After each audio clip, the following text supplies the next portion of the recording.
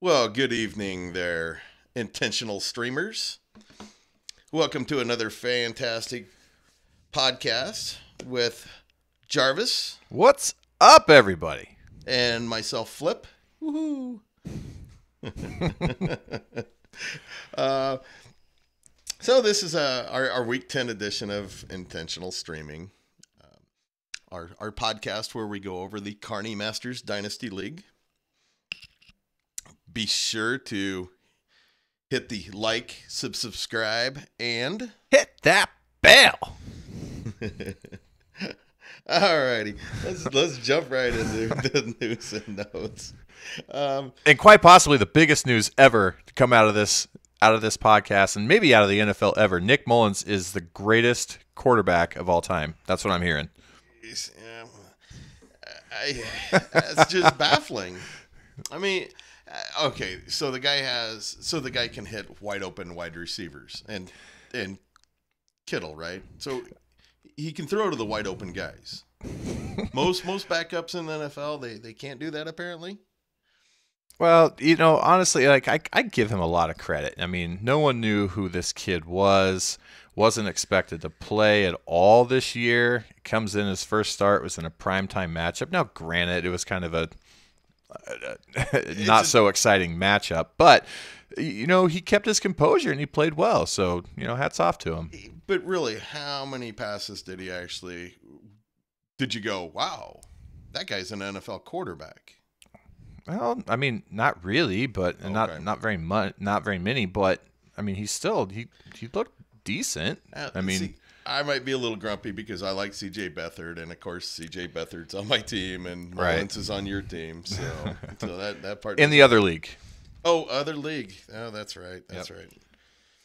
So I was thinking you actually had him.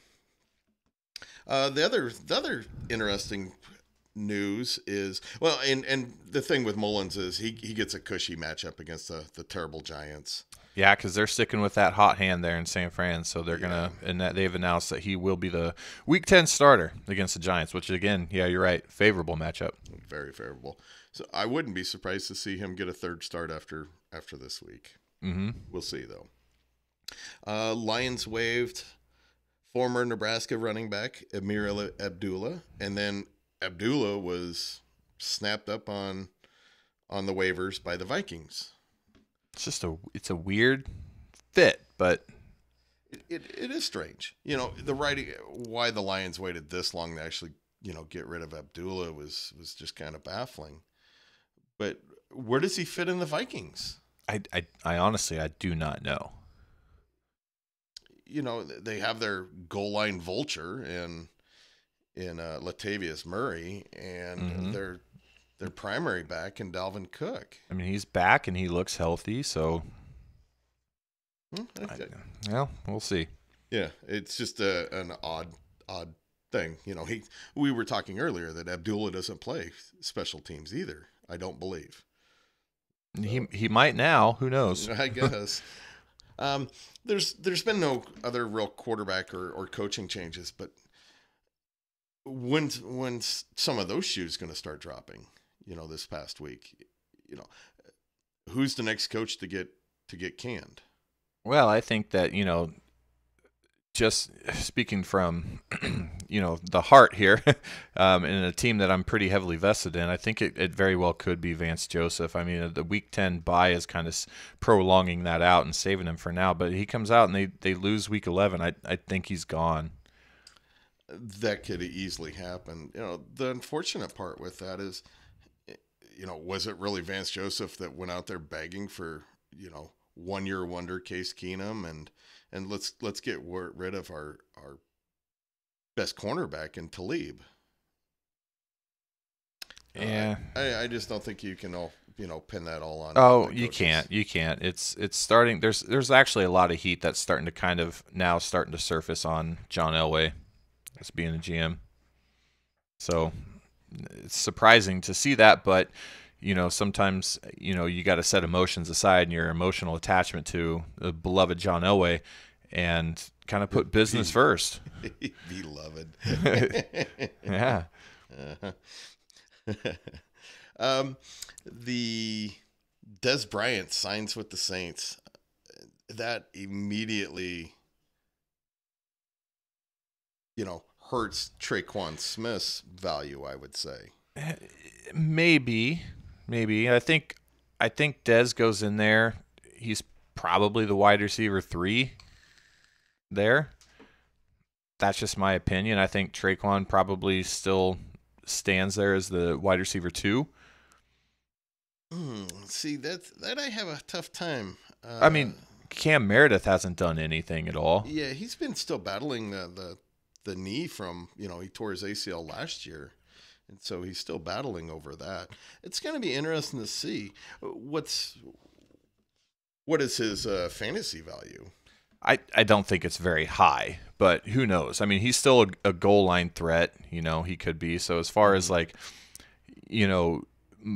I don't think Michael Thomas gets hurt by this by any means at all. I don't know if you could hurt Michael Thomas's production right now. I think really the only time that you're going to see some real good value out of Des Bryant is those goal line, those red zone targets. Other than that, I'm not super excited about it.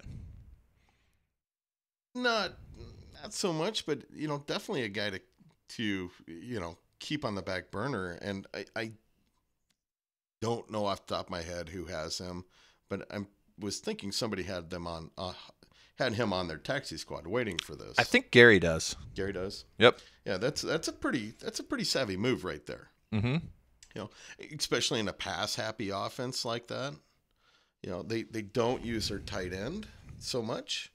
So Dez's big master plan is panning out. He's waited this whole time, and he finally signs with the Saints, who has a team that's got a legit shot at a Super Bowl run. So. Absolutely. Let's go over the trades from. I want to take a step back, and I want to actually go over the trades from the previous week that we did not discuss last week. The Gary trade. The second round pick for Latavius Murray. What are your thoughts on that? Well, I think we both were kind of like scratching our head going just like, wow. I thought that was kind of an expensive price to pay for what I see, and I'm sure that you probably would agree, as kind of just a rental running back for this year. Because we don't know what, he's probably not starting again next year unless he moves on from Minnesota. But with Dalvin Cook coming back, the lion's share of the carries are now going to be gone. So, and you could kind of see where they brought in Dalvin Cook slow. I mean, yeah, he got 10 carries last week. The only thing that saved his fantasy value was the touchdown. Mm-hmm. And he will, it's a pretty decent offense. It could be better. But if he didn't get that touchdown, that's an abysmal week. Mm-hmm. And like you said, giving up a second round pick, and not knocking Gary here, but Gary's on the outside looking in. He is, but he's also made a pretty good leap forward as far as getting closer and closer to that 6th overall seed. Agreed. But right now, if Gary doesn't make the playoffs, he's one of the stronger teams for that first overall pick. Oh, for sure. And which would equate to the 13th overall pick for that number 2. Mm-hmm. That's a tough pick for, like you said, a rental guy, a guy whose value might keep going down if Dalvin Cook can stay healthy. And well, now they got Abdullah in there. Does he have an impact as well? I just don't see him having an impact, but we'll see. Just still an odd move. Yeah. Aaron Jones. I'm not a big fan of Aaron Jones. Apparently Will must be. I like him. I think that throughout the rest of this year and going into next year, I think that Aaron Jones is probably going to emerge as the starting running back for the Packers.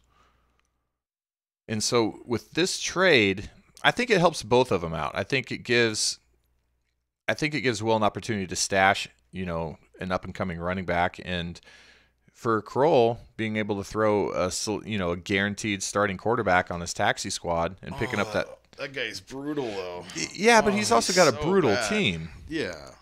You know, I get that. and it's like it's a carousel of coaching down there right now, so we don't know what's going to happen next year if those same people are going to be in place. But Josh Rosen's got talent, and he's going to be a legit. I mean, he's a solidified, bona fide starter. So, a starting quarterback in this league can sometimes be really difficult to come by, and he could be moved up next year. Well, he'll have to be moved up into a starting rotation or just starting his roster, but he could be that guy that's going to be a good bye-week filler.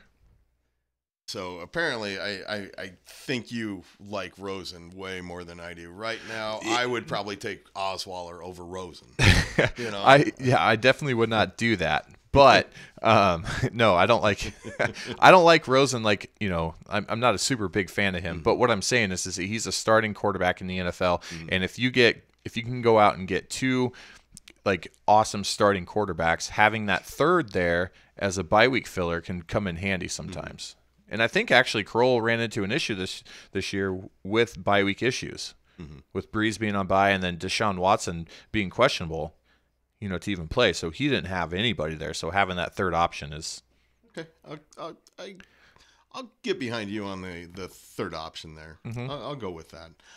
I just think it was the best part about the trade I liked was the third round draft pick. I mean, no, yeah, and the third is definitely icing on the cake. But Yeah. you know, just back to it though. I mean, we've seen these some of these rookie quarterbacks come in and just stink up the place, and then they make a leap forward in their second year and prove to be formidable. yeah, but we've seen Jared plenty Goff. There's one example. Jared Goff, Mitchell Trubisky. He's been a fantasy relevant quarterback. You've got to admit. Okay, I'm tired of eating my words here. I'm tired of having my nose shoved in this. Okay. Yeah. So, but yeah, like I think it's a trade that benefits both people. I do too. You know, I might not like either one of the players that much, but I get it. It makes sense on both ends. Yeah. Just like the next trade right here between Shannon and JJ. I think JJ, you know, I'm still mad that JJ grabbed Fournette, or I should say, I used to be mad that JJ grabbed Fournette on draft day last year, and not this past year, 2 years ago, and you know, but with Fournette constantly being hurt, you know, I don't feel so bad about it now. You know, Fournette was still 1,000-yard back last year. And James White, the guy is fantastic. You know, just a pass-catching machine. And he gets enough. You know, look at that. Still 12 carries and, you know, 2 touchdowns. Yeah. He's just a perfect fit in that offense. And those numbers are just sick. I mean, he's got wide receiver numbers. Yeah. You know, I'd be curious to see where he ranks against the wide receivers. You know what I mean? Yeah. The Mari Cooper, you know, I've already said that I like Cooper's fit there in Dallas. And JJ's a big Dallas fan. So he kind of takes care of 2 birds with 1 stone there, gets rid of a guy that's been a disappointment because of his injuries. And, you know, it's not like when Fournette's been in there that, you know, or the 2 games that he's been in there that, you know, he really tore it up. I think that his value comes from the fact that right now, like if he can come back, because I think is he going to come back this week or probably next week? This week, I believe. So when he comes back, and if he's fully healthy, like he's in a perfect situation because right now the quarterback play isn't very good and the wide receiver options aren't that great. So they're going to have to lean heavily on him. Now, what do you think about Shannon throwing him right to his taxi squad like that? I would do that. You know, if you think that you've got the roster to get you through this year, throw him on your taxi. You can keep your 2 running backs at the top, and then going into next year, slide him up. Now you've got, you know, a solidified. We'll have to take a look at that a little more when we get into the matchups because, you know, losing James White, that's a lot of points. That's a huge, huge blow. Yeah, that's a lot of points off your roster. And this was the Trey Burton trade happened on Sunday. And this was kind of fun because Jarvis and I were actually trying to work out a trade, and Mm-hmm. and I don't know if we want to get into much details about that, but we had a little fun battling back and forth. I wasn't in any position that I wanted to help out the best team in the league. I wasn't going to give up a fair deal per se. I wanted it being a little lopsided my way. Mm-hmm. Yeah, and I was in a position where I was basically going to have to take a goose egg from one of my linebackers, and I was going back and forth on whether or not I wanted to eat that or make a move, and I just felt that to try to maintain my lead, I wanted to try to solidify myself in getting one, maybe two wins this week, and taking a zero wasn't gonna go anywhere to help me, especially matching up against Flip, who's one of the better teams in the league. So I felt it necessary to go out and make a move. I'm really big on Trey Burton. I didn't want to send him packing, but unfortunately this move made sense for both Tori and I. And sometimes you have to make those difficult decisions to part ways with someone that you're really high on. And getting rid of Trey Burton, the sixth highest scoring tight end right now, in a position that's pretty depleted across the board, outside of like your top 5 tight ends, it was difficult to move on from him. So I'm still kind of iffy on the situation, but I landed C.J. Mosley, who one of the best linebackers in the game. He's still pretty young, but he's kind of banged up, so he hasn't had a great year. So I don't know. This one's still iffy to me. Agreed. I think it's definitely a beneficial, and like you said, I wasn't going to make a move with you to help you out too much with us playing each other and me. And yeah, that makes sense. That makes sense. Now we Tannehill, Josh Allen, both still out. Sam Darnold's out too, by the way. Oh, Yeah, saw that before I came over. Sam Darnold is out. Josh McCown will start this week. oh, I did not catch that. Yep. Did not catch that. I think that's definitely a benefit to the Jets wide receivers there. Fire up Robbie Anderson. I might just have to do that. Let's get into the Le'Veon Bell saga. Okay. Ugh. I need to clarify this from my remarks last week. Here's the problem with dealing with this whole franchise tag thing is in the NFL CBA, their collective bargaining agreement, there is 133 pages of the 300 pages there that deal with the salary cap. And so it's really topsy and turvy, and some of the things are not really tested and so forth. But one of the little clauses in there is Bell actually has to report, I believe, Monday or Tuesday of next week to be able to play in 2018. If he does not report by then, he cannot play, which is it's just silly. But I mean, that's just how it is. The CBA is written by lawyers to protect itself from lawyers, suing over the deal. So it is very confusing. It's a big reason why I don't understand any of it. Now, what they're also talking about is even if Bell does not play this year, the Steelers would have to use the third franchise tag on him, which would be north of $23 million. Well, that's not going to happen. But there's some people that actually question whether they could use the second tag again on him, and that's a big question mark. But an interesting thing surfaced today where Le'Veon Bell was spotted in Pittsburgh playing a little 5-on-5 basketball. So, that's exactly what you want to do. Yeah.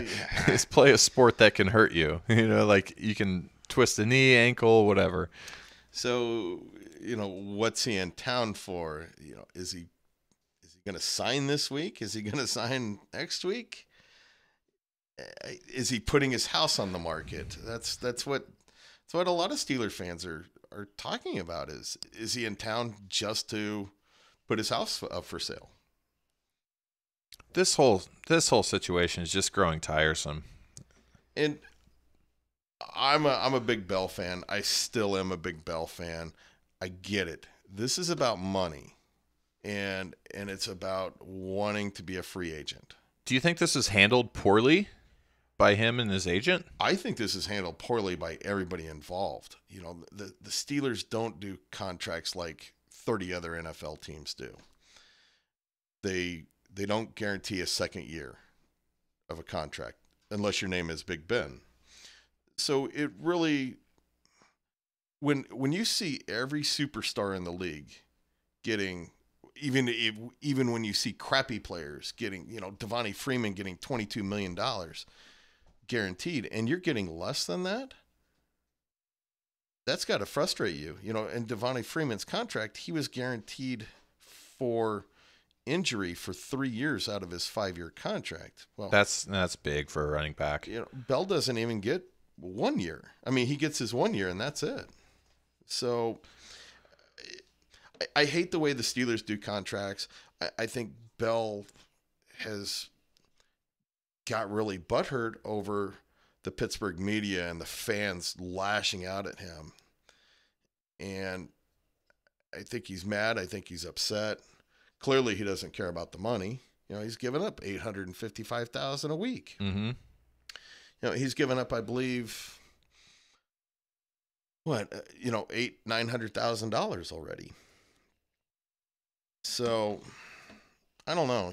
Your guess is as good as mine if he's going to actually report. Now, the Steelers will have. They can use an exemption on him when he comes back. So let's say he does come back next Tuesday.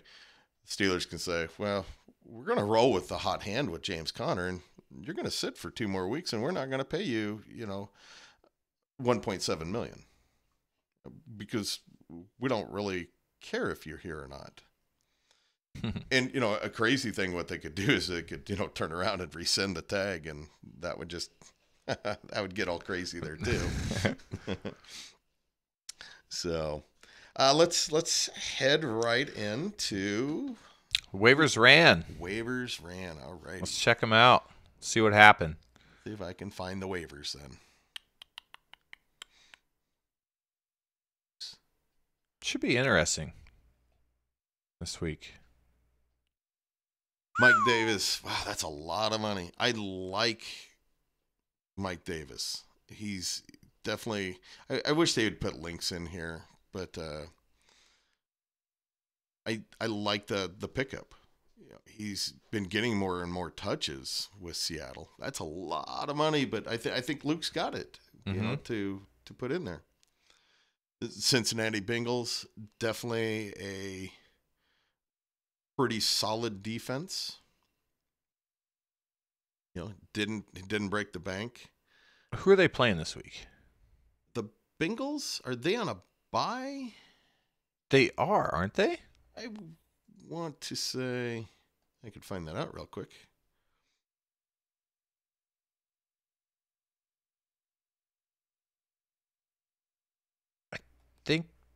No, they're not. No, they're not on a bye. They're playing the Saints. The Saints, that's right. Right. And that's his only defense. So, yep, I remember that because I kind of like Andy Dalton and Tyler Boyd this week. Gotcha. Because AJ Green's out. You with the Mark Andrews pickup. Yep. Drop that big 95-point Taylor Gabriel. Yeah. Ooh, boy. I know he's going to be a free agent pickup. But we looked at Taylor Gabriel earlier, and he had one big game. Yeah, a 30-point game. The rest were like 7s and 6s. I like the Jets. Gary getting frustrated with the Kenny Stills thing. I would too. With him being injured and inconsistent. There's your kicker that you picked up for your big Fred Warner point getter. Yeah. I don't see him making it past Friday. I don't either. Budda Baker, he was just dropped last week. Yeah, he was. So I like that. Kenneth Dixon. Going back to the well, baby. stashing them back on my taxi. You keep doing that. Oh my God, I can't get away from him. Now this is a very interesting pickup by Will here. Does he have a buy issue this week? No, I don't believe so. Or is he prepping? He's prepping. Laletta almost ran over a cop a couple of weeks ago, but but he didn't get suspended over it. Which, how does that work? But whatever. Darren Sproles is. I was reading this week about how he's healthy, and even though he's like 35, 36, 40, whatever he is, I think he's got a role in that offense. And that's kind of why I went out there and snagged the guy that's, under the radar. It's a murky backfield, though. I think for me, it's just, going after his catches. It's some big, deep depth right now. Yeah. Me. I mean, heck, you only spent 11 cents. So yeah. If I would have lost out on him, not a big deal. Right. So the ageless wonder, Vinatieri. Kirksey, I think he just got hurt again. I can't remember if he's out for the year or maybe he's out for like 5 or 6 weeks. So that's definitely understandable. Boy, the Chargers on another kicker. Is this like their 4th or 5th of the year? And honestly, I've never heard of this guy before. So Mike Badgley. Yeah. So kudos to Luke for knowing a guy who I have no clue who he is. Mm-hmm. But it's a high octane offense too. Yeah. Yeah. So there we go. We got the waivers for the week. Let's roll right into the week 9 recaps.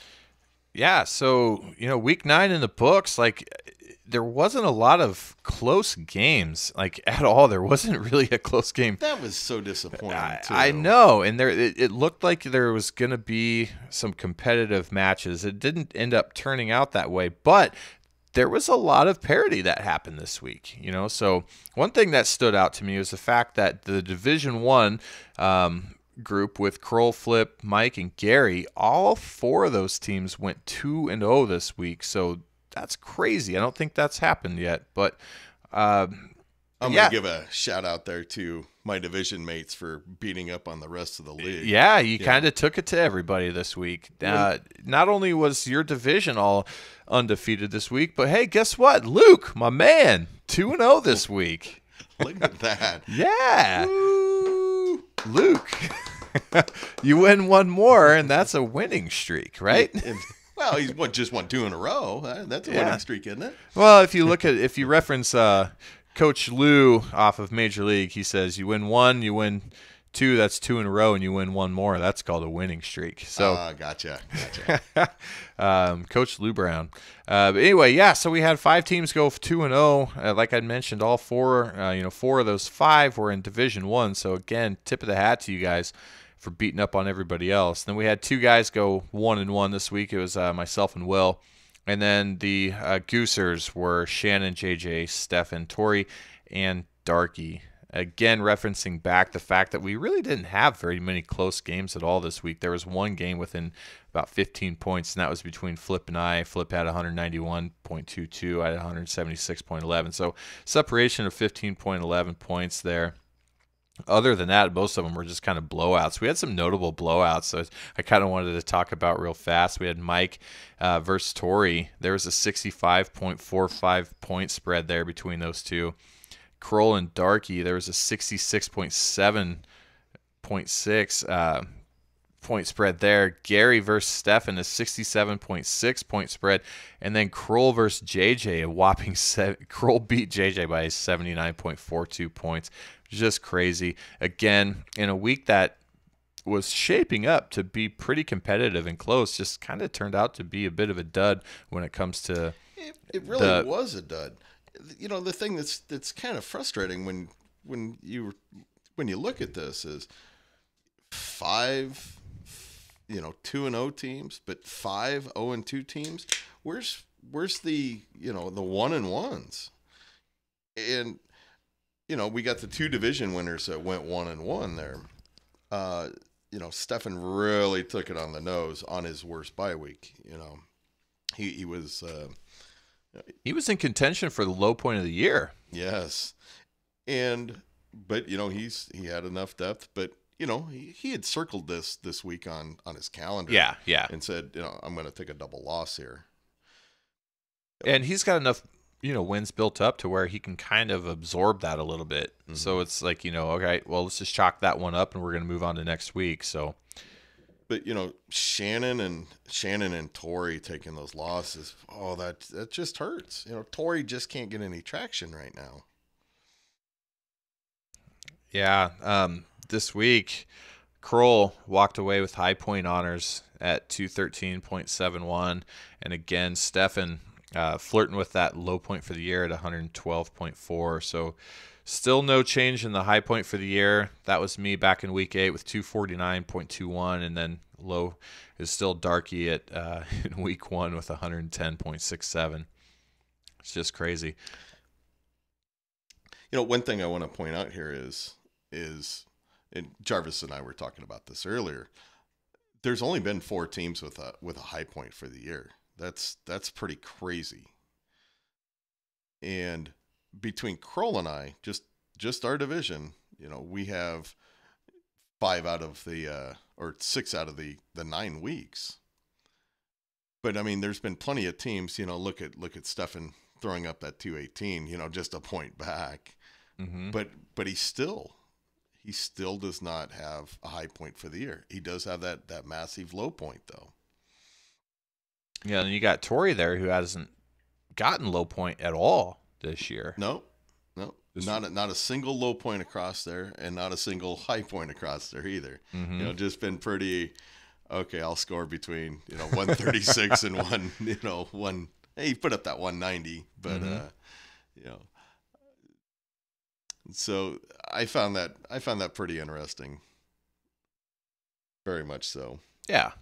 Yeah, it's kind of cool to take a look at that and see how that's all kind of transpired throughout the week so far. It's kind of crazy to see 6 out of the 9 weeks high points coming out of your division. When we realigned divisions, it was the top division was going to be the toughest, and we could make a case for that just looking at just the high points alone. Mm-hmm. But Kroll's got a solid team. And I'm not going to say I got a solid team. I'm just up and down. No, you got a solid team. You just had 2 down weeks. I'm still sitting on a ticking time bomb with Connor, so we'll see. We'll see what happens there. But as of right now, my goodness, that guy's just a stud. Yes. So yeah. So the current standing. So if we're looking at Division 1. Here again, everybody in that division won both of their games this week. So Kroll's still sticking out at top at 12-5, and then Flip at 11-6, and then Mike 8-9 again, and he's kind of made a comeback. Gary at 5-12. We'll talk a little bit about Mike and Gary here in a little bit when it comes down to the playoff standings as they started today. But so then we move on down to Division 2. Will's at 13-4, and then Shannon at 9-8. And then Darky, 7-10, lost his last 3. Same with Shannon, so it's kind of unfortunate, but they've had a decent enough lead to kind of stave off Luke, who's won 2 in a row now. So he comes in at 3-14. So rounds out Division 2. The Division 3, we got myself at the top at 14-3, Stefan right behind me at 13-4, and then Tori 5-12, and then JJ at 2-15. And so if the playoffs were to start today, Flip, I still would kind of retain that number 1 seed. Number 2 would go to Will, and number 3 would go to Kroll. So all 3 division winners. The 4th seed would go to Stefan based solely off of the record. And then Flip would get that 5th seed again based off of record. And then Shannon is still holding on to that 6th overall seed based off of points. He's got 1,520 points right now. So we're still kind of figuring out, who's going to grab that point. Because, like, honestly, that seed is up in the air because we've got Gary right behind him at 1,446 points. He's only 73 points behind. Mike's got 1,433. He's only 87 points behind. And then Tori, he's got 1,423. So he's only 96 points behind Shannon in that 6th seed. And again, in that 6th seed, the record doesn't matter. No. Like, all it is just points. So, again, you guys got to just keep plugging away. Like, I know that maybe sometimes the record doesn't show it. But look at Gary. He's in line. You know, he's right behind Shannon in the points, and he's 5-12, and Shannon is 9-8. You know, so the records are meaningless when it comes to the 6th overall seed. So again, don't give up just based off a record because you can still get in. And right now, there's 4 viable people that are kind of battling it out for that 6th seed. Oh, absolutely. And you know, all it takes is a big injury here or one of your guys to get hot, and boom, you're right there. You are right there.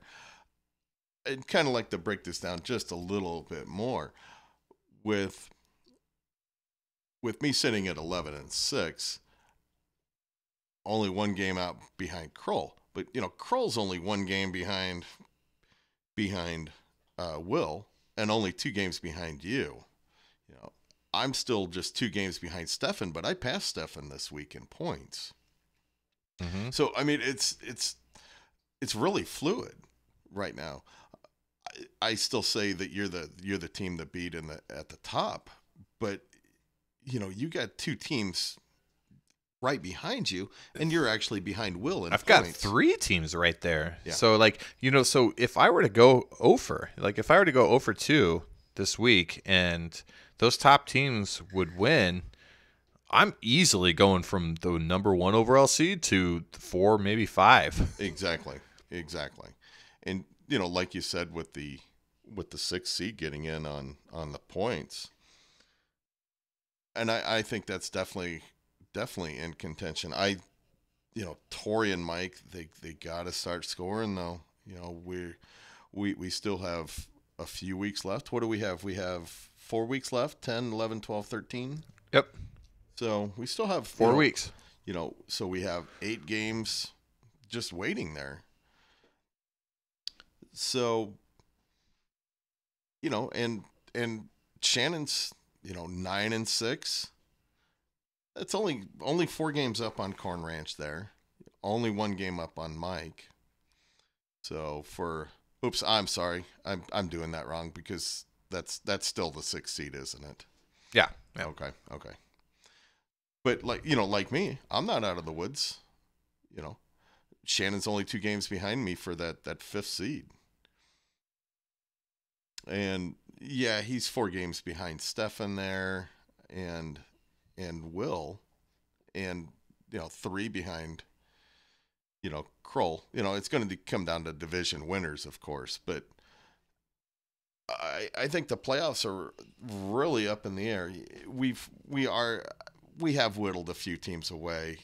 I think JJ's done. I'm sorry, buddy, but you can't lose 11 in a row. Just can't do it.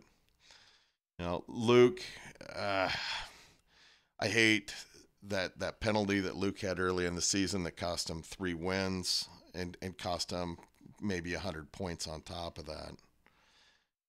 Darky's first year, hey, he's learning. You know, he was basically donating $150. He even said it, but you know, he's a very, you know, dark horse. You know, He's doing pretty well. yeah, you know, for learning the rules as we go, Mm-hmm.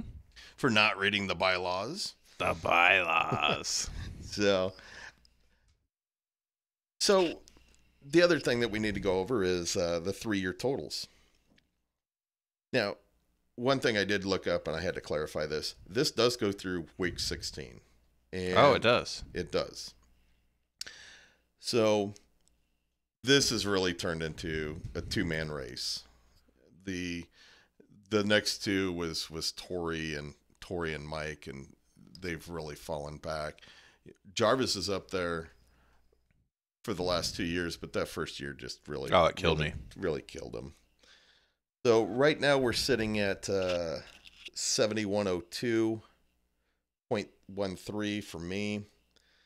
7188.09 for Will. 86 points. Yep. Whew. So that's doggone close.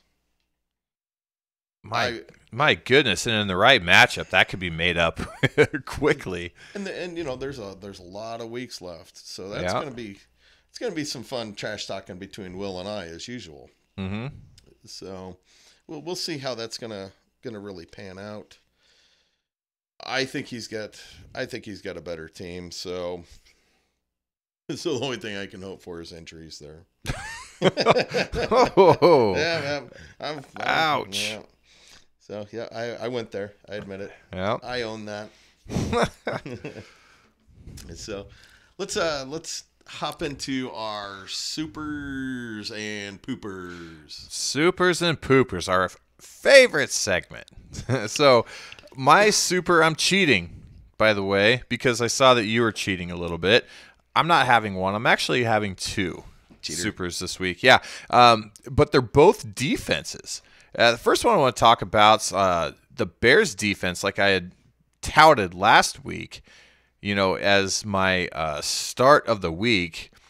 And they ended up going in and playing the Bills, racking up 35 points.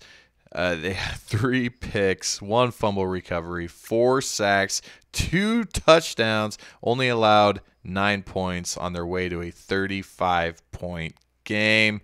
I said it last week. They were my start of the week. I had all the confidence in the world in them, and I said that he'd probably be Luke's highest point getter, and they were. So, super number 1, Bears defense. Super number 2, we'll flash over to, Carrie's team, the Vikings defense, throwing up that old 35-point game as well versus the Lions. They had 1 fumble recovery, 1 touchdown. The reason they dominated, 10 sacks, franchise record. That Lions offensive line was a set of revolving doors. Matt Stafford couldn't do anything. Every time he dropped back, he was getting hit. That was crazy. They only allowed 9 points as well. 35 points, both Bears and Vikings defense. That's just sick. 10 sacks. 10 sacks. How does the offensive line coach keep his job after that? I have no idea because it was bad. It was bad. If you watch that game, it's just like, and because I had some fantasy implications on the line in that game just through DraftKings, so I'm like, all right, get the ball out, but I was just kept seeing him drop back, and I'm like, my goodness, getting attacked from left and right in no time. It was pretty pathetic display. Yeah, that's just awful. Mm-hmm. My supers, and I cheated. I couldn't help myself. Well, I don't blame you, honestly. But, I mean, where do you go? So I went with Kroll and his Saint triplets here. And hey, just side note, Kroll, just because I said I was tired of using your guys as my supers doesn't mean that that Flip wasn't going to use them. Kroll, I'd be perfectly fine if Breeze put up 8.8 every week, not 31.44. That's just 346 yards and 4 touchdowns. Oh boy, and that's against the Rams, supposed good defense. Mm-hmm. Now, going up against the Bengals and their 32nd, we'll see how bad that's going to get. And it sucks because being a Steelers fan, I have to root against the Bengals. It's in Cincinnati, so it could go a little bit better for the Bengals, maybe. And then Alvin Kamara, I'm just going to constantly eat my hat about this kid. He can run between the tackles. He's not just kind of like a gimmicky little player. 3 touchdowns for the day. 4 catches. So he's just phenomenal. And now we get to arguably the best wide receiver in the league right now. Yeah. 39 points. He was having a monster game even before that 70-yard touchdown reception. Anytime a wide receiver is over 200 yards, that is one heck of a day there. and one touchdown. Whoa, what's up with that? You know, yeah, but it seems like a lot of times when a wide receiver has a monster game, they only get one touchdown out of the deal. Mm-hmm. But 12 of 15, geez, some of us can't get 12 catches out of a wide receiver in 2 weeks, let alone one. So let's put this in perspective a little bit here. Like Breeze had 31 and Kamara had 33 and Thomas had 39. Like roughly, just rough estimate, that's 103 points between 3 people. Yep. Stefan's team, not to pick on you, Stefan, I'm sorry, but you threw up 112. Your whole team. So how could you not throw those guys in as a group into a super? So I'm with you. I'm with you. Yeah, I mean, now here's another thing though too, is something that we got to talk about as we're getting a little closer to the end of the year. When you have that stack of those superstars on that team that is doing very, very well, and it comes playoff time, and week 15, week 16, if they've got the division and everything locked up, if they're not playing for anything, are you nervous that they're going to sit those guys or cut their playing time back? I would think maybe. Is that a thing? Is that a thing you worry about? No, honestly not. I mean, it doesn't happen that often. It definitely doesn't happen week 15. I mean, well, right. But I mean, week 16, but geez, let's say Michael Thomas plays a half. Oh no, now he's only got 6 catches for 100 yards. Yeah. So yeah, I mean, that takes a lot off. Or he just scored only 50 points out of those guys instead of 100. So I don't worry about it so much, and I definitely the NFC's up in the air too.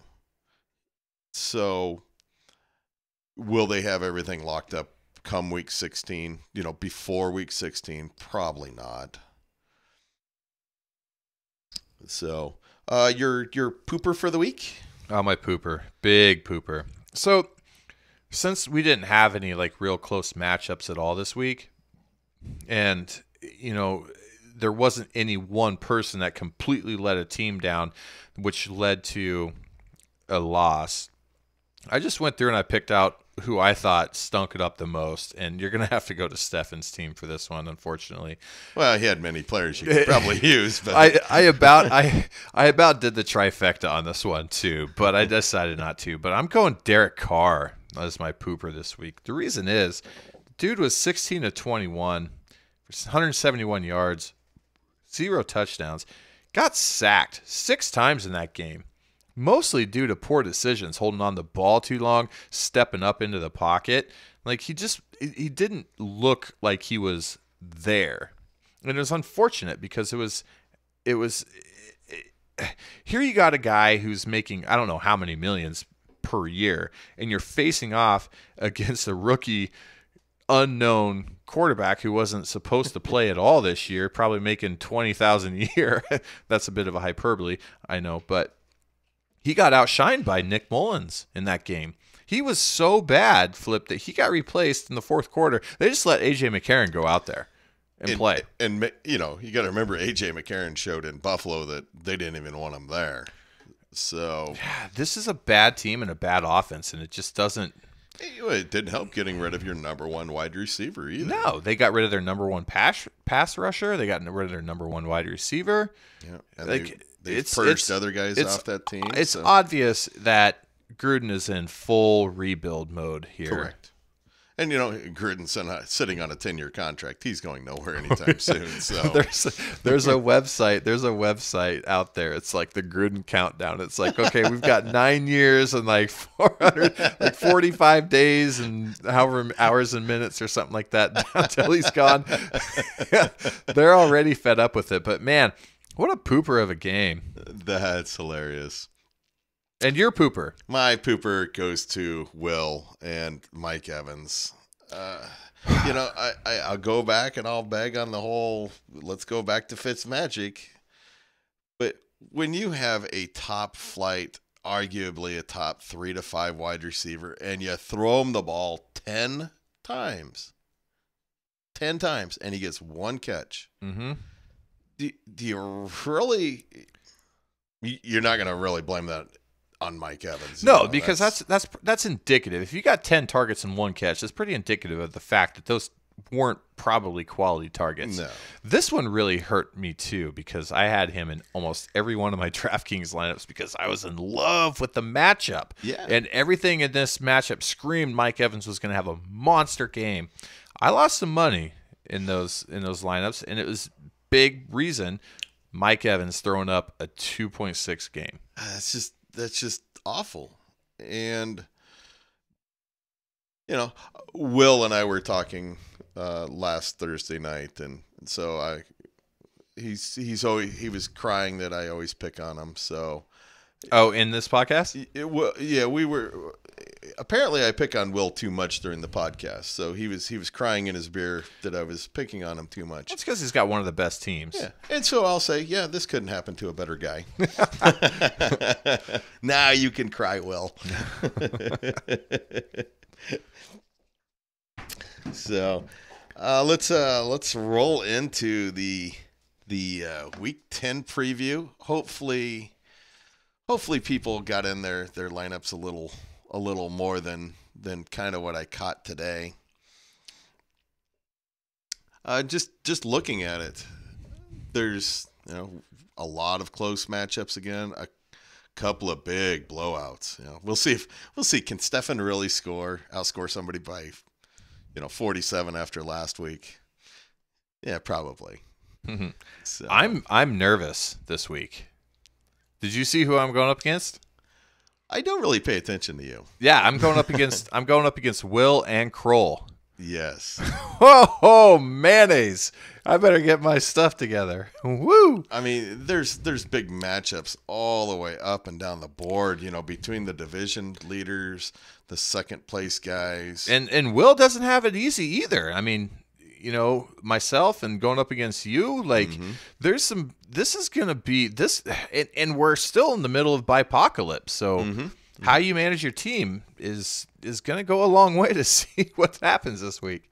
And, you look at this and, Will and I, boy, that's going to be a fantastic matchup. It really should. I believe that leads to one of your starts. Is that right? Oh, absolutely.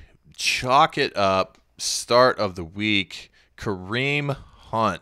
Okay, so whenever I look through in my DraftKings lineups, I'm like, okay, who is playing against the Cardinals? What running back is playing against the Cardinals? And this week it just so happens to be one of the best running backs in the game with Kareem Hunt going up against the Cardinals. That is super easy to run against. I saw this matchup and I was like, oh my goodness. The Cardinals are 28th, against the run. Tyreek Hill, I don't know. Maybe we could talk about that a little bit later, but Tyreek Hill he's kind of banged up. We'll see if he plays. The Chiefs in this game could get up big and get up early. It could be a run-heavy game script, and everything points to Kareem Hunt just having a monster game this week. And agreed. I currently have Sammy Watkins in there, but he was in a walking boot today. So I saw that. And so he is questionable on playing. So that might lead to even more Kareem Hunt. Exactly. So if Hill is questionable, if Watkins is a little banged up, this could be a monster. Yeah, definitely so.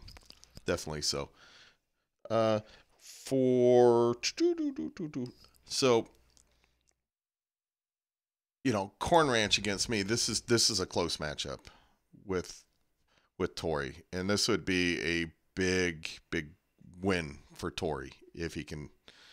This could go a long ways if he scores well too. Well, he's got his number one tight end back with Zach Ertz. David Johnson's back. Dion Lewis coming off of a big game, and he's got two quarterbacks, which is always a benefit, where you're having to sacrifice that because of, CJ Beathard. But this has an interesting feel to it. I think this could come down to less than a 10-point game. Yes, absolutely. And, like I said, losing Beathard, that really does weaken my team quite a bit there. And I do like Tyler Boyd this week. I also really like Juju though. So and Mixon. Well, Mixon, it's kind of tough because the Saints are really good with They against are. the run. I mainly, I can't really start McCoy. Mixon, I'm going for a lot of the pass catching that he's going to get. That's why, because I was going to say, like, catching the ball out of the backfield, because I don't think he's going to do a lot, because as you can see there, number one against the run, but he's got a lot of that pass catching ability, and with AJ Green out, Uzomah not really doing much. Tyler Boyd's going to shine, I think, in this matchup, and I think Mixon could too. Agreed. So should be a fun game to watch, as long as the Bengals are at home. And Kelsey, by the way, could have a monster game too. And Kelsey, luckily for me, he's been having the monster games. Yeah, he threw up 28 against me this week. Yeah. So he's the number one. He's the number one fantasy tight end so far this year in our league. So yeah, and it's no surprise to me. He's just been a monster. Let's see if Mike can stay on his roll here against a depleted FNG team. That's got a couple of buys. With Willie Snead and Alex Collins out. Mike's looking full strength, except for no Dalvin Cook. I can probably He'll throw in Marlon Mack. Well, I think he's probably learned his lesson not to throw in Penny, right? Yeah, you have to. Because I think the 2 times that he did that, Penny got under a point or so. It's Chris Carson and Mike Davis up there. Yeah, that's what it is. Marlon Mack's been a stud. Yes, lately. He has. An absolute stud. So I just chalk this up to Mike not making the lineup, submission so far. He'll throw Marlon Mack in there, and I think he'll be fine. And the Jaguars surprisingly have been bad against the run this year. They're still number one against the pass, but so in looking at Mike's quarterbacks, Cam Newton, I think this is a recipe for a 30-40 point game for Cam Newton against the Steelers tomorrow night. It definitely could be. I do. He's been hot lately. We haven't seen that Cam Newton regression at all. He's just been dominating, and this is a matchup it's just like screaming fantasy value. Well, this is where the Greg Olsen could really come into play, where the Steelers have been pretty weak. Yeah, he's got that mini Carolina stack. But I tell you what, though, if you look over at Darky's lineup, I got to talk about Marcus Mariota real quick, because he's my sleeper of the week this week. He's going up against the New England Patriots team that is extremely susceptible to the pass. They're 28th versus the pass. Okay, so when we talk about defenses that you want to target, offensively through the air, one of those defenses that come to mind for everybody is the Tampa Bay Buccaneers, right? Exactly. So, but if you look at it, the Tampa Bay Buccaneers, they've given up 2,457 yards through the air. Well, the Patriots have given up 2,468 yards through the air. The Bucs have given up 22 touchdowns. The Patriots have given up 19. So they're right there. Everybody thinks the Bucs. But guess what? The Patriots are just as susceptible to that air attack. You could definitely pass on these Patriots defense. So, and he's coming off of a 26 point performance. Yep. So I love the matchup here. I love it. Yeah. The question will be, can he stay upright and healthy during that game? Right. Well, I mean, and if he does, it's a favorable matchup for someone who's kind of sliding under the radar. So that's why he's my sleeper. I think he could have a great game this week. I absolutely agree. Absolutely agree. I'd say this is almost a, must big score for Mike week. Darky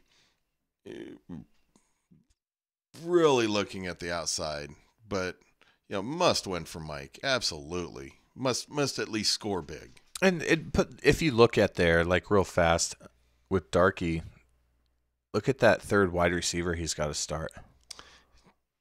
Would you start Jakeem Grant or Chris Hogan? I don't think Hogan's done anything lately. He hasn't. I think he has been pretty. Yeah, look at that. I mean, that's. I don't think you can start Chris Hogan. So we'll see if Darky makes any moves, for Friday's waivers, or if he's feeling comfortable going with Jakeem Grant and that. But I mean, with the bye week and then AJ Green being out just really hurts him. Yeah, I mean, all the way down his wide receivers just. Oh boy, that's one thing that just jumped out at me. Just as you were about to scroll down, so I apologize about. No, that's a good catch because I wasn't really paying attention to it. I was looking at the other guys. He's going to make up points with probably McCaffrey and maybe some with Ingram, but those wide receivers. Deshaun Jackson's supposed to get 13.5 against his old team. We'll see. Revenge game. So. I wouldn't want those wide receivers, week 10. That's for sure. So we got Shannon and Kroll.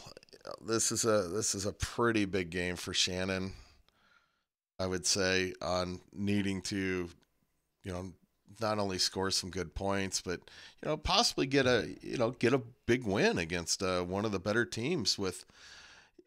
Without Deshaun Watson, without Emmanuel Sanders in his lineup. I think I think that if there's a chance for like the upset to happen, because it looks like it's favorable towards Kroll in this matchup. But I think that if it was the week to have happen, it would be this week, especially with Deshaun Watson on a bye, Emmanuel Sanders on a bye. He's starting 3 running backs, and both of which are kind of in a timeshare. It's just, I don't know, man. I'm hoping, sorry, Kroll, I'm hoping for Shannon to pull up the upset, but greedy. Yeah, I know. But the thing is like, scroll down for Kroll's team real quick. Okay, who's his Does he have another? He doesn't have another defense right now, so no. I'm not super high on the Bengals defense against the Saints. Maybe he makes a change on Friday, but he just picked those guys up. I know. That's just I was like, I didn't. I mean, but they're. Maybe he knows something that we don't. Maybe he's feeling comfortable about something we don't. But like I said, it is in Cincinnati, and Cincinnati has historically played pretty well, at home. And right now he's got Gronk on the bench, which. And you got to sit him there until you find out whether he's really going to play. And this is something I want to point out, to everybody too. This is where you get those fantasy headaches, because your 3 key players for Kroll, 3 key players, your best players, Drew Brees, Alvin Kamara, Michael Thomas, offensively. So when they score points, you're happy. But guess what? They're going up against your starting defense. Yeah. So when they score points, your defense loses points. That's just something I'm not super keen on, but hey, we'll see how it happens, Exactly. Good point there. Gary and Luke, Gary and JJ here. I'm guessing JJ's probably going to throw in Garcon, maybe Duke, maybe. Garcon had the big game with with the Mostert, or whatever the kid's name was. Mostert. Oh man, did you see his broken arm? Yep. The running back. Yeah, that was bad. That was pretty bad. But Garcon only had 56 yards, but it was saved by the touchdown. Wide open touchdown. Yeah, wide open. Would you entertain the idea of him starting the scroll down a little bit? Yeah, Jacksonville Jaguars as a flex play. That's got to come into play. But the Colts have actually been pretty decent on offense lately. We were pointing out that the Jags were number 1 against the pass, but they were abysmal against the run. I think you got to put them up there, put them on the board. But put them in contention, at least. But, I think Duke Johnson, I think that was his first game. Yeah, it was a monster, too. Big game last week. Big game. It was all through the air. Yeah. That's some pretty huge, nine receptions. I would almost probably throw in Duke Johnson myself over Garcon even. So yeah, not having Diggs there, that definitely hurts. And then looking over at Gary's lineup, he's got Matt Ryan, Russell Wilson, two quarterbacks I really like this week. He's starting Matt Breida and Jordan Howard, and I couldn't agree more with that decision because Kerryon Johnson is on his bench. Kerryon Johnson, my sit of the week. Reason being, Flip, he's on the road going into Chicago. We just saw what the Minnesota Vikings did to Detroit's offensive line. Bears are incredibly tough to play against at home. Third ranked versus they're the third ranked defense against the run. Theo Riddick, your boy, back. He's back in the mix, man. He's out there catching passes. So could be in for another rough game. And in that horrible offensive line and Chicago's stout defensive line and pass rush, I mean, this could be another shutdown game. And it wouldn't surprise me to see Chicago hold them under 10 points again. So now, this has my sleeper in it. And this might we'll see how much chiding I get for this. But my sleeper's actually to sit Russell Wilson for Bortles here. Whoa. Yeah, and that's just because of... Explain yourself. All right, well, Bortles is going up against the 20th ranked Colts defense. Mm-hmm. He gets Fournette back, which is going to help. Russell Wilson is going up against the Rams D, which they're still 14th against the pass. Part of that is,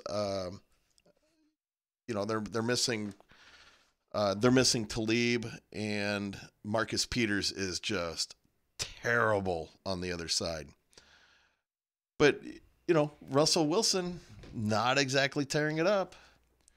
He did have 2 touchdowns against the Chargers, but this is a better team than the Chargers. So I'm going to go out on a limb, and I'm going to go with Bortles.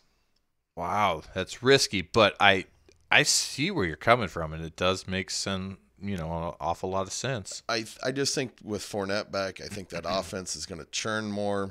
I think they're going to be able to establish the run. That's going to lead to the pass. But yeah, they're going to have to key on that run because you're going to have that threat back there. So yeah, I dig it. Now, this also leads me to my, my sleeper from last week that I want to touch on was Amari Cooper. Amari Cooper was with Shannon, and then he was traded. But, last week, Cooper, 5 for 58 and a touchdown. Now, at the time when I made that, Shannon had Godwin and Golladay in his lineup. Godwin scored 6, Golladay 6.4.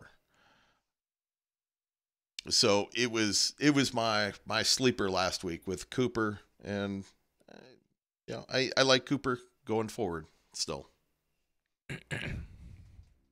Now we getting to Gary. This is Gary. Gary needs a win against Luke, and Luke's fighting for points to that. We'll have to discuss that a little bit later. But Luke's fighting to keep his pants on. Let's say that. Well, and he really got hurt with the Jameis Winston benching. Absolutely. I mean, that's just brutal. And, Tannehill being hurt at the same time was just kind of a perfect storm. The emergence of Marquez Valdez-Scantling in Green Bay hurts Randall Cobb. Mm-hmm. Now, one thing is, this was my start from last week. Was I told Gary to start Breida over Lat Murray. Lat Murray was 10 of 31 and a touchdown, 1 for 16 for receptions. Breida came out flat, 12 for 44, 1 of 3. So it was. I'll eat my words on it. I made a bad call. Yeah, we can't be right every time. Very true. Very true. So, you'd briefly brought up, Chris Godwin in that matchup that you just covered with Shannon. He was my sleeper of the week for last week, and and he still slept, right? Oh yeah, he definitely slept. 2 receptions, 40 yards. He had 6 points. So yeah, we can't be 100% accurate every time, but we try though. We certainly do. Another Chris and JJ, 2 struggling teams. Now, this is going to be interesting here. Will Stefan bounce back now that he's got his full team? He has really no buys going on. Oh, yeah. I know for you, you'd like to see Mike pull this out. Oh, you're darn right, I would. I don't know. I just don't think Mike has the firepower to go up against Stefan. Well, you got Derek Carr there, Fitzgerald, Goodwin, Jordy. I'm not super in love with Stefan's wide receivers. They're all good, but do they have those? The only player on that side I think that really has that big game blow up potential would probably be Goodwin. Well, he's got wide receivers sitting on his bench though too, with Golden Tate and Baldwin. So those guys. And Sterling Shepard's been a disappointment. That's true. Oh man. So he's got guys sitting on his bench. So maybe he just maybe he's just messing with us. Huh? What do you think about that? So could be. Yeah, he put his lineup in this morning. So maybe he's just messing with us. But you throw in Marlon Mack, he has a good game against Jacksonville, and that puts him right back in the mix here. So be interesting to see. Well, and oh wow, yeah. So do you sit T.Y. Hilton? Do you play Tyreek Hill, Josh Gordon, Brandon Cooks over T.Y. Hilton? Which one of those 4 would you put on the bench? You got to start Gordon after his week last week. You got to start Hill just because he's so doggone dynamic. Geez, even when Allen Robinson's healthy, he is viable. He just had 17 points a couple of weeks ago before getting hurt. That's tough. That is tough. I say you got to go with Brandon Cooks. I say you go with what he's got in there. Yeah. What are your thoughts? It's tough because all 3 of those guys are really good wide receivers, and it's a very difficult decision because when you look down, you have a T.Y. Hilton there, the number 1 receiving option in an offense that passes 50 times a game.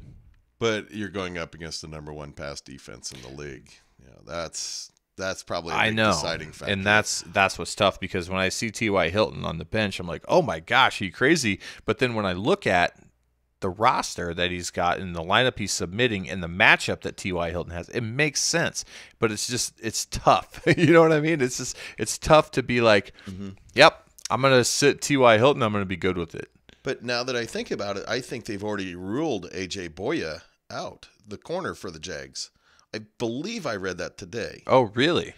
I'm pretty sure it was Boya. I don't think it was Ramsey. I think what we got to do, and I didn't see any sort of cue next to Tyreek Hill, so maybe he's fully healthy.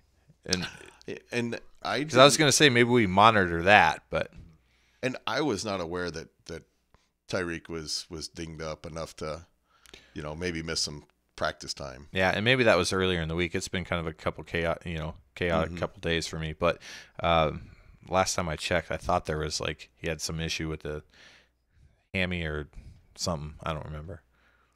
And Luke coming up against Stefan, come on, Luke. I think that's just unfortunately going to be a cakewalk for Stefan. Luke's banged up. He's got Miller on a bye, Demarius on a bye. Looks like he's better find himself. There's this kicker. So when you're throwing in T.J. Yeldon, Gore that's getting halftime, Isaiah Crowell, who lost some carries last week to McGuire.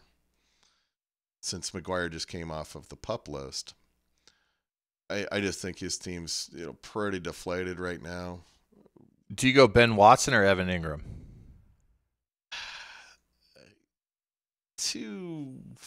Oh boy, Watson coming off a decent week. That touchdown really helped. Ingram's just been really banged up. Mm-hmm. For the sheer talent, I would probably go with. For the sheer talent, I would probably go with Ingram. I would too. That's a pretty interesting. That's a pretty interesting matchup there. On which one you would throw in there. Mm-hmm. But Ingram would have the bigger upside, I would think. He's got a fantastic Bears matchup against the Lions again, so that can help. Yes. We got Shannon and Torrey. This is another really big matchup. Torrey trying to get in there to the playoffs and Shannon clawing to stay in. I'm looking at it from side to side. I think I give the edge to Torrey. I think you're going to be right there. Redskins got a pretty solid D. Goff I like. I'm not a super big fan of Eli and the way he's been playing this year. Stafford scares me against the Bears, but from there on down, I just kind of like Torrey's side a little bit better, especially with Tyler Boyd in there. Yeah, you look at some of these, struggling players on both sides. Godwin not being where you think he would be. Golladay not being where he should be. Then you look over here, Duke Johnson or David Johnson just being just terrible. And Dion Lewis, I think Lewis had a touchdown last week and an okay game, actually a big game. So we'll see if he can actually build on those last 2 weeks there. I'm not super sold on Tyler Boyd without AJ Green there taking over the number one role, but we'll see what happens. Funches. So it's going to be a great matchup all the way down between those two. I really think so. That very well could be the game of the week. Let's see. Now we get on to you and Will. Oh, boy. One of the biggest games of the week. Could easily be the highest scoring game of the week between you two. Yeah, in the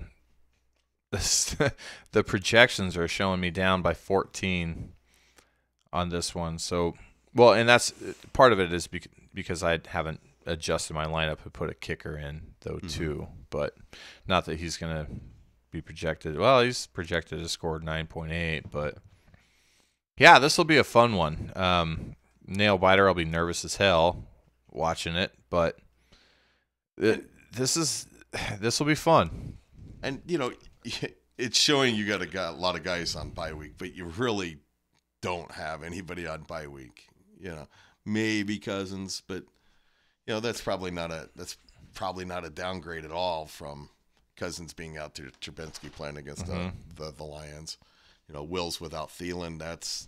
That's pretty big. He will have to throw in Enuma, who I'm not so sure about his playing status for the week. Okay, so yeah, it looks like he did sit out practice today, so we'll see how that goes. I mean, my goodness, so if he's not able to go, well, he'll throw in Cole Beasley. Yeah, that would probably and I would really hope that would be the case. Well, he's already starting Ed Dixon. His terrible situation at tight end that he's dealing with this year. Dixon. Here's a guy that did score 13 points 2 weeks ago and then a donut last week. Yeah. So. Yep, another one that hurt me in my DraftKings daily lineups. So he's got to be nervous about that. But that's going to be a great matchup, and now you and Kroll, you're getting Kroll without Deshaun Watson and Buck Allen and Sanders. So you're catching them. And I'm okay with that. Yep. You're catching them a little bit weak, but and the interesting thing is quite a few of his players are playing on the road. So does that really come into play? We'll see. I think that's, he's got Ridley back in the lineup. That guy's just a stallion of a rookie. So impressed with that kid. That's a great draft pick there. I'll give you kudos. Yep, I will too. One thing that I did not grab was on Stefan's team for my sit of the week. Oh, who would that be?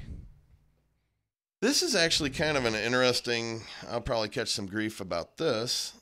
I'm saying sit Carr and sit Osweiler and start Jimmy Graham. Whoa, really? And start Jimmy Graham. Jimmy G gonna go with 2 tight ends for that week? Yes. Because he's got Ebron, which he's finally fallen in love with after drafting him like 9 years in a row. But you look at Jimmy Graham here, 4 of 6. He got a touchdown last week. The 4 for 55, nothing overly special, but touchdown. Yeah, that touchdown. And I'm going to say he's going to get another touchdown against the Dolphins. I just don't know if you can. Can you really trust Carr? You can't trust Osweiler. Osweiler's just terrible. That's awful. 139 yards passing. Yeah, and there's a reason why we wanted him out of Denver. Twice. And the Packers D, yeah, they're 10th. They're not terrible, but they're not awful. So, well, what do you think? Do you think I'm crazy for that? I don't. I really don't. Especially coming off the game that Derek Carr just had, and he's against the Chargers, who has formidable pass rushers up front. So I don't think it's crazy. I think it's risky, because you always kind of want to start a quarterback if you can. Mm-hmm. Because they do score more points. Yep. Generally. But my goodness, I mean, what we saw last Thursday in that Niners-Raiders game was like, I felt we were all witnessing a team just absolutely giving up. Yep. And that's the Raiders. And that's exactly what it seemed like to me as well. Yeah, so I don't hate that. I don't hate it. And it's in Oakland. It's in their their home stadium in their hometown with the Raider faithful, the black hole. I don't see them necessarily. It would be shocking to see them put on another performance like that where they kind of seem like they just give up at home in front of their crowd. But I totally see where you're coming from. But it's not even their crowd anymore. They're just playing it out there, waiting to move. Yeah. So I think it's definitely a risky play. I'll be interested to see what Stefan actually does. I'm sure he'll sit Osweiler, but the homer in him, he'll probably go with Derek Carr, and then I'll cheer when Luke beats him. Yeah, I will too. So, it's really exciting. This past week we did grab some parity in the league. It bunched up the standings. Not necessarily got a couple of teams closer to the playoffs record-wise, but it did point-wise. Yep. It did get them a little closer. So, I just can't say it enough. We got 4 weeks left. We got a month left. And there's a lot of moving and shaking waiting to happen. And let's throw this out there. What's your predictions for the playoffs? Give me your top seed. Who's your top seed right now? I think probably. Oh man, it's so tough. You gonna be a homer on yourself? You gonna roster bait there? Part of me wants to, yeah, for sure, because I really am confident in the lineup that I have. However, Will scares me. Kroll terrifies me. You know, but all it takes is one of those persons to go down, and it all comes unraveled. So okay, come on, your number one seed. Let's hear it. I know I'm putting you on the spot. We didn't discuss doing this, so. Yeah, I think by the end of the year, I think number one seed probably is going to go to Will. I think I'll probably slide in at the number 2. I think Kroll gets number 3. I'll actually say that Flip gets number 4. 5 goes to Stefan. And 6, I want to say will be Tori. All fair. Yeah. I'm going to change that up a little bit. I'm going to go for Kroll with the number 1 seed. And the reason why I'm going to do that is, he's got to do it on record. Yeah. The reason why I'm going to say that he can do it is because my team, if Bell comes back and cuts into Connor, that's really going to hurt me a lot. And if Beathard doesn't get a starting job back, that hurts even more. So I'm actually going to go with Kroll there. Okay. For the number 1. No, I get it. The number 2, I'm going to go with you. Mm-hmm. And so I got to beg on Will just because of Ed Dixon, Hayden Hurst. Ed Dixon, Hayden Hurst. Yeah, that tight end position is going to be his Achilles heel down the stretch. I'm really going to say that. Mm-hmm. You can't be taking 2 to 4 points out of a position each week, and there's absolutely nothing you can do about it now. It's can't make trades. It's all about the waiver wire now. And there's garbage on the waiver wire at tight end. So those are my top 3. I am going to throw in Stefan for the 4. I'm actually going to. I shouldn't do it, but I'll throw myself in at the 5. Yeah, you have to. I would. I have a lot of good parts, but I think I have a little ticking time bomb on my hands too. And the 6th spot, I'm going to go with Mike. Yeah, valid. I'm not trying to take anything away from Shannon and Tori by any means, but I think Mike manages his team very well. Not saying either one of the two don't. I just think that some of his talent level might be just a little more than the other 2 guys. And don't leave out Gary though too. I really thought about throwing Gary in there. And it's really tough not to have Gary in there because he's got actually more points than Mike. Yeah. And Tori. And and I hate kind of, kicking sand in Gary's face because I'm not. I just think that Mike's got a little more talent on his team than the other guys. So it's going to be so fun to watch that the next month and see how that all plays out, though. It's really going to be a blast. So, alrighty. Well, that was another fantastic episode of Intentional Streaming. My golly, a little longer than usual. Wow. Was that really an hour and 30 minutes? Yes, it was. Wow, we kind of got a little carried away. Okay, yeah, we got to fix that. Yeah. Sorry, guys. Did anybody stay up and listen? So, alrighty. Well, thank you very much for listening to our week 10 of Intentional Streaming. And we will catch you guys next week. Yeah, see you in week 10. Thanks, guys. We appreciate it.